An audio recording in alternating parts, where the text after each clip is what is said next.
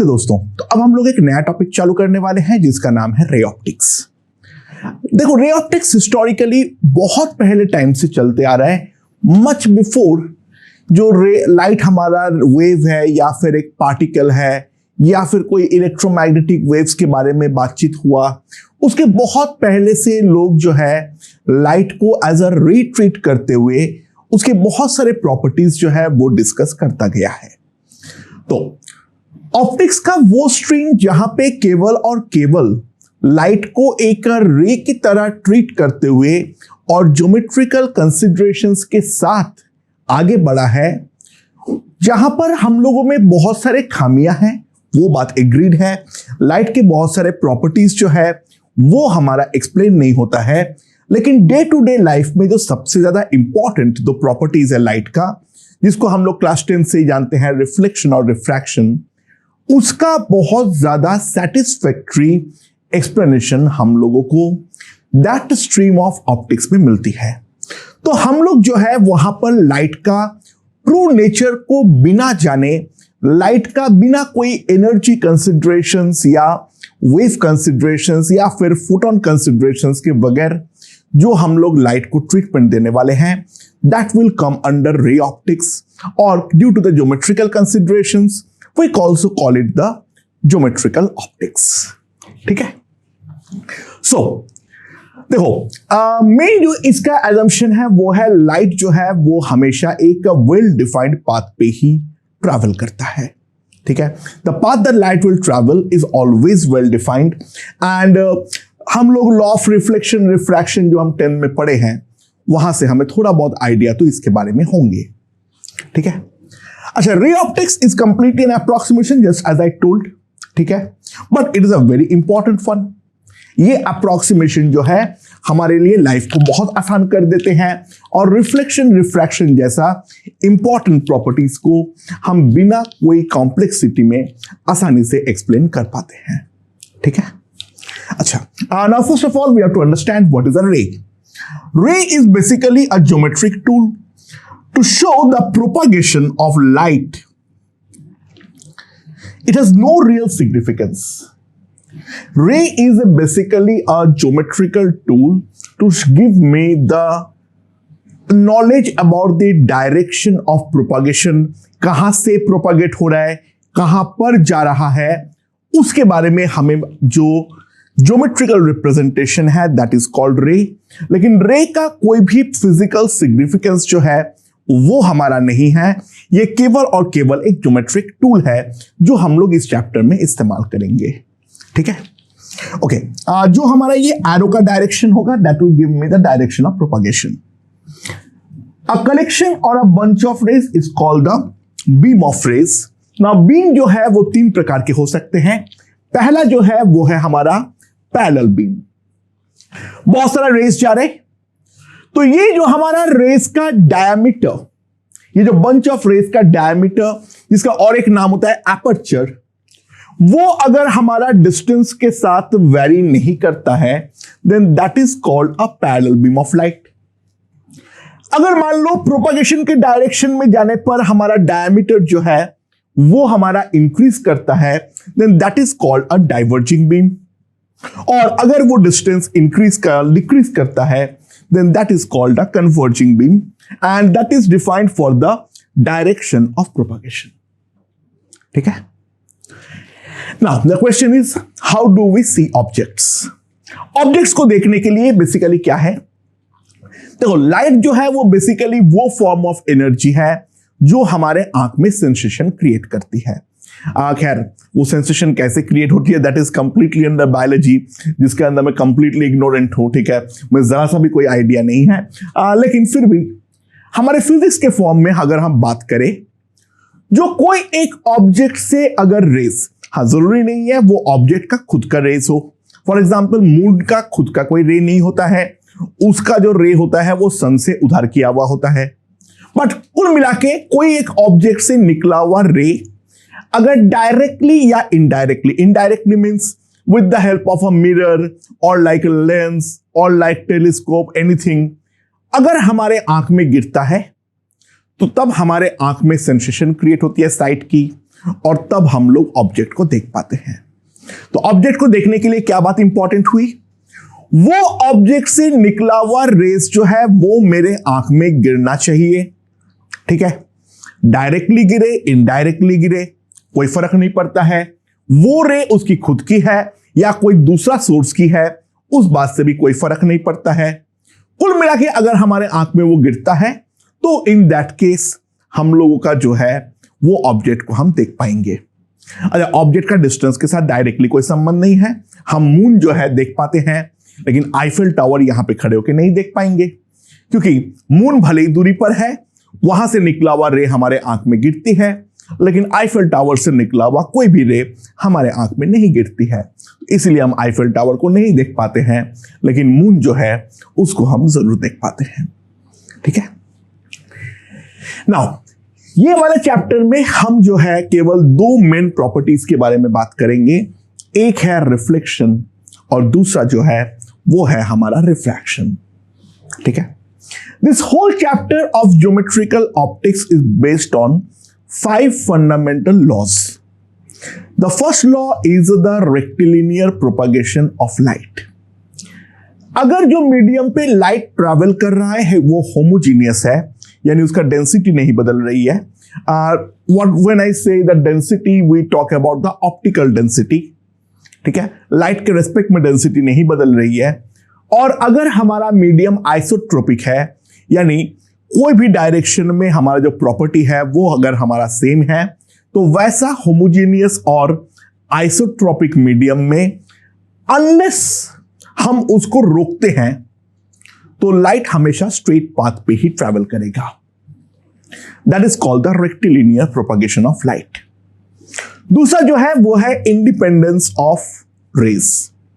दो रेज अगर आपस में इंटरसेक्ट करता है तो वो दोनों आपस में बिल्कुल भी इंटरफेयर नहीं करता है, यानी ये दो रेज जो कि इंटरसेक्टिंग है, इंटरसेक्ट करने के पहले और इंटरसेक्ट करने के बाद दोनों का डायरेक्शन में या फिर किसी भी चीज में कोई चेंज नहीं आने वाली है।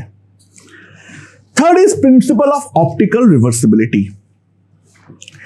अगर रे कोई ऑब्जेक्ट ए या फिर पॉइंट ए से निकला हुआ रे डायरेक्टली और इनडायरेक्टली बी पॉइंट पर पहुंच रहा है, तो बी पर पहुंचता हुआ रे का डायरेक्शन को अगर मैं उल्टा कर दूंगा तो वो सेम पुरानी पाथ को फॉलो करते हुए, यानी बस डायरेक्शन जो है वो उल्टी हो जाएगी, वो जो हमारा निकला हुआ रे था उसके ऑपोजिट रे डायरेक्शन से ए पॉइंट पर वापस आने वाली है।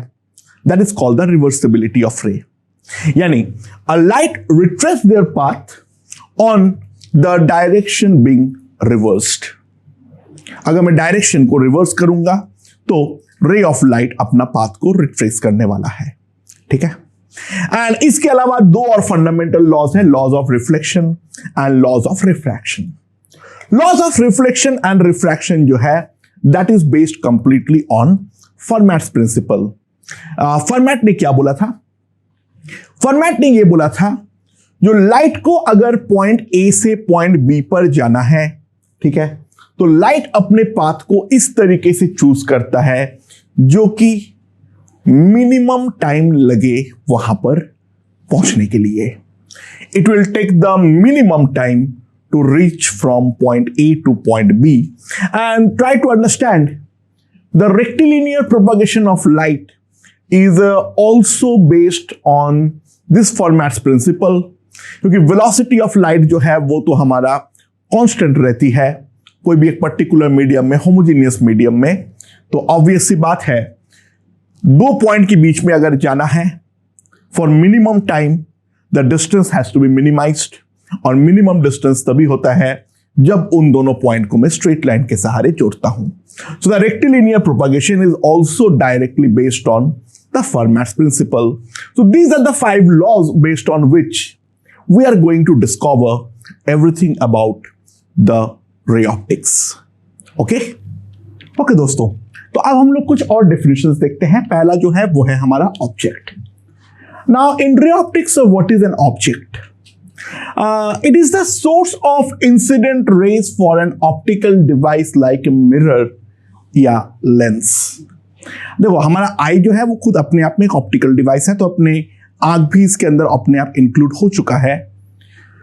तो जिस जगह से हमारा इंसिडेंट रेज जो है वो हमारा आ रहे हैं ऑप्टिकल डिवाइस को जहां से इंसिडेंट रेज मिल रहे हैं उस पर्टिकुलर पॉइंट को हम बोलते हैं ऑब्जेक्ट। ठीक है, so this is basically the point of intersection of incident raise. जो रेज हमारे आंख में इंसिडेंट हो रहा है उसका जो पॉइंट ऑफ इंटरसेक्शन है that is called an object. Okay, now object जो है वो हमारा दो प्रकार के होते हैं। पहला जो है that is called real object. Now what is a real object? The real object is the point of intersection of the diverging rays. For example, अगर मान लो एक बहुत छोटा सा हमारे पास पॉइंट सोर्स है, let's consider it as a bulb. वो वाले बल्ब से हर डायरेक्शन से स्फेरिकली हमारा लाइट का रेज जो है वो हमारा बाहर आ रहे। ये सारे रेज आपस में डाइवर्जिंग है और ये डाइवर्जिंग रेज जिस पॉइंट पे इंटरसेक्ट कर रहा है यानी जहां से निकल रहा है, this is going to be the real object. दूसरा जो ऑब्जेक्ट पॉसिबल है that is called the virtual object. Virtual object क्या है? उस ऑब्जेक्ट का असली में कोई एग्जिस्टेंस नहीं है। कन्वर्जिंग रेज ऑफ लाइट जहां पर मीट करने का कोशिश करता है उसको हम बोलते हैं वर्चुअल ऑब्जेक्ट। सपोज करो ये वाले जो कुछ रेज है जो कि हमारा आपस में कन्वर्जिंग है, वो कन्वर्ज कर पाने के पहले ये वाले मिरर पे जाके गिर जाती है। तो ये वाले मिरर के रिस्पेक्ट में in the absence of mirror जहां पर वो कन्वर्ज करता, that virtual point of convergence will be taken as virtual object।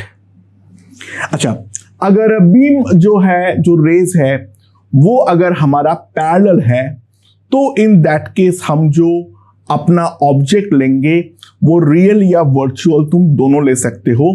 Parallel beam का केस तब आता है अगर हमारा ऑब्जेक्ट बहुत ज्यादा दूरी पर हो, यानी कन्वर्जेंस या डाइवर्जेंस प्रैक्टिकली नेकेड आई में अगर हमारा विजिबल ना हो, तो in that case we consider the parallel beams.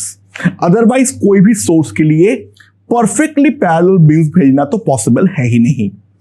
But earth में बैठे हुए सन से निकला हुआ रेस को हम नियरली पैरेलल मानेंगे, क्योंकि जो एंगल ऑफ डाइवर्जेंस होंगे that angle of divergence will be practically negligible. तो सन भले हमारे लिए एक रियल सोर्स है, बट उसका जो पोजीशन है that can be considered at infinity, because वो इतना ज्यादा लार्ज है। जो डे टू डे लाइफ के जो डिस्टेंसेस जहां पे हम मीटर सेंटीमीटर्स इन सब चीजों को लेकर बात करने वाले हैं, उसके सामने हम डेफिनेटली नेग्लेक्ट कर सकते हैं। ठीक है, okay, now the next point is image. What is an image? तो ऑब्वियसली बात है, हमारे पास जो भी इंसिडेंट रेज है वो इंसिडेंट रेज कोई एक डिवाइस पे गिरने वाली है, चाहे वो लेंस हो, चाहे वो मिरर हो, चाहे हमारे आंख हो। तो after reflection and refraction the incident beam will be converted into a reflected or refracted beam. The incident beam after reaching an optical device will be converted into a reflected or refracted beam। तो वो reflected or refracted beam जहां पर असली में converge करता है या converge करते हुए नजर आता है, that particular point is called the image. ठीक है, सो इमेज अगेन दो प्रकार के हैं। पहला जो है वो है real. So it is the point of intersection of the converging reflected या रिफ्रैक्टेड रेज। यानी आफ्टर रिफ्लेक्शन और रिफ्रैक्शन अगर हमारा जो फाइनल रेज है वो कन्वर्जिंग हो, तो वो रेज फाइनली कोई एक पॉइंट पे कन्वर्ज कर जाएगा, और जहां पर ये बीम आके कन्वर्ज किया, that is called a real image. That is called a real image. ठीक है, what is virtual? The point of intersection of diverging और रिफ्रैक्टेड रे, diverging reflected or refracted raise, जो हमारा वर्चुअल इमेज है वो हमारा असली में तो बनता ही नहीं है। डाइवर्जिंग रेज है वो तो कभी भी मीट करेगा ही नहीं। तो इनको हमें पीछे की तरफ प्रोड्यूस करने पर जिस पॉइंट पे ये मीट करते हुए नजर आ रहा है उस चीज को हम जो बोलेंगे, वो वाले पॉइंट को हम बोलेंगे उसका वर्चुअल इमेज। यानी हमारे पास डाइवर्जिंग रेज है, डाइवर्जिंग बीम है, तो वो वाले बीम को पीछे की तरफ प्रोड्यूस करो, जिस पॉइंट से वो निकलता हुआ नजर आएगा that will be called a virtual image. अच्छा, रियल और वर्चुअल में मेन डिफरेंस एक ही बात पर है, दोनों को हम आंख से तो देख सकते हैं। रियल इमेज और वर्चुअल इमेज दोनों हमारे लिए देखना तो है जो है वो पॉसिबल है, लेकिन रियल इमेज कभी भी हमारा जो वर्चुअल इमेज कभी भी हमारा स्क्रीन के ऊपर हम रख नहीं सकते हैं। द रीजन बीइंग, जो चीज असली में एग्जिस्ट ही नहीं कर रहा है उसको हम स्क्रीन के ऊपर रखेंगे कैसे? स्क्रीन पे हम कभी भी वर्चुअल इमेज को प्लॉट नहीं कर सकते हैं। फॉर एग्जाम्पल, हम मिरर के सामने खड़े हैं, ऑब्वियसली हमारा इमेज पीछे बनता है, that image is virtual. Mirror के पीछे मैं अगर कुछ रख भी देता हूं तो ऑब्वियसली बात है वहां पर तो हमारा कोई रेज जाएगा ही नहीं, क्योंकि जो भी रेज है वो मिरर के सामने ही है, पीछे की तरफ तो कुछ जा नहीं रहा है। तो भले ही हमारा इमेज मिरर के सामने हमें दिखाई दे रहा है, लेकिन उसको कोई स्क्रीन के ऊपर तुम किसी भी हालत पर प्रोजेक्ट नहीं कर सकते हो। एंड रियल इमेज जो है वो असली में एग्जिस्ट कर रहा है, तो इस कारण पे वहां पर बहुत सिंपल सी बात यह है, उसको हम स्क्रीन के ऊपर देख सकते हैं। हाँ, रियल इमेज को ऑब्जर्वर खुद देख पाएगा या नहीं, वो इज अ डिफरेंट थिंग, उसके बारे में हम बाद में बात करेंगे। बट एक बात तो निश्चित है, उसको हम लोग स्क्रीन के ऊपर जो है वो हम रख सकते हैं। अगर हमारा रिफ्लेक्टेड और रिफ्रैक्टेड बीम जो हो वो हमारा पैरेलल हो, तो हम ये बोलते हैं जो हमारा इमेज जो है that is formed at infinity. ठीक है, नाउ अब हम लोग चालू करने वाले हैं the first important part, that is the reflection. What is reflection? अगर मान लो हमारे पास कोई दो मीडियम के बीच में बाउंड्री है और उस बाउंड्री के ऊपर कुछ रे आके गिरती है, तो इन दैट केस जो हमारा रे है उसका एक पार्ट तो दूसरा मीडियम पे निकल जाता है नॉर्मली, और दूसरा एक पार्ट जो है वो पहले वाले मीडियम पर बाउंस बैक करता है। जो ये बाउंस बैक वाला पार्ट है that is called the reflection. हाँ, अगर 100% बाउंस बैक करता है we consider the perfect reflection.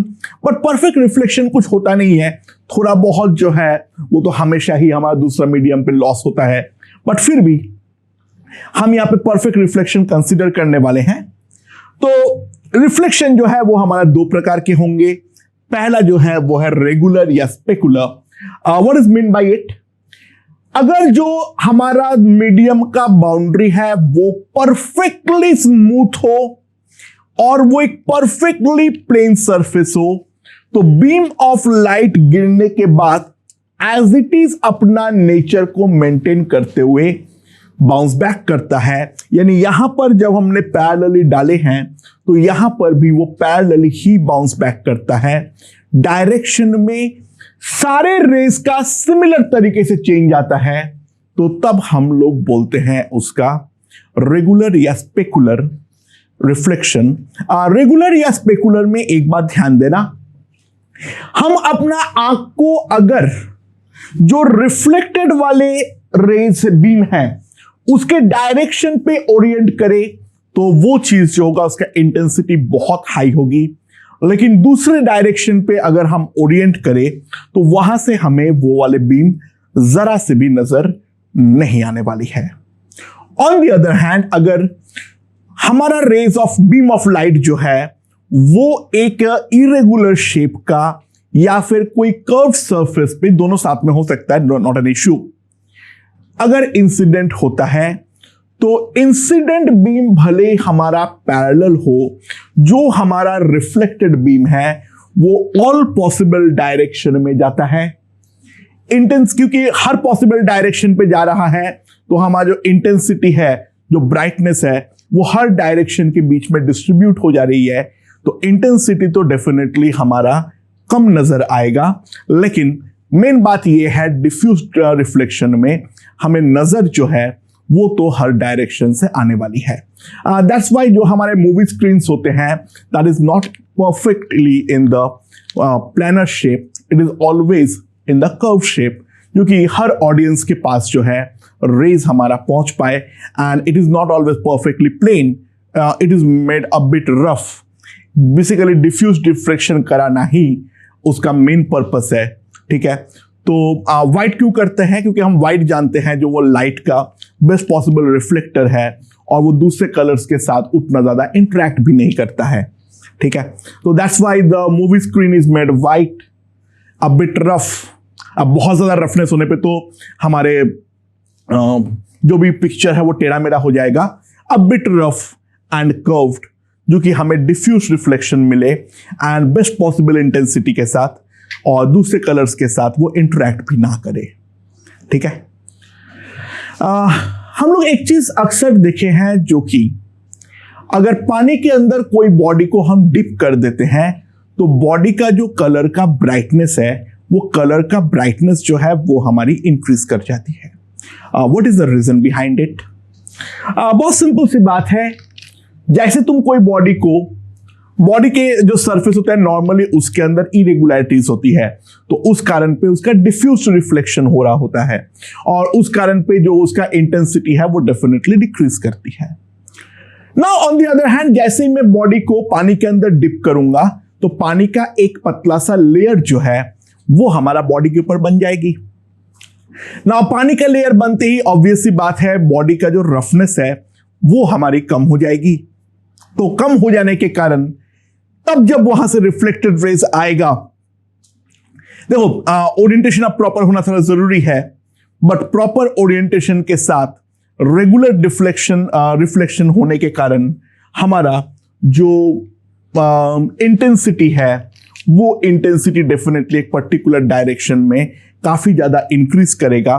तो इस कारण पे कलर जो उस बॉडी का है, उस कलर का इंटेंसिटी हमें इंक्रीज करते हुए नजर आती है।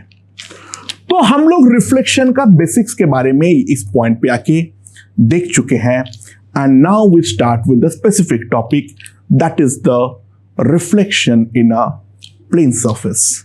9th 10th में देखे हैं, इस चीज को और आगे लेकर हम जाने वाले हैं।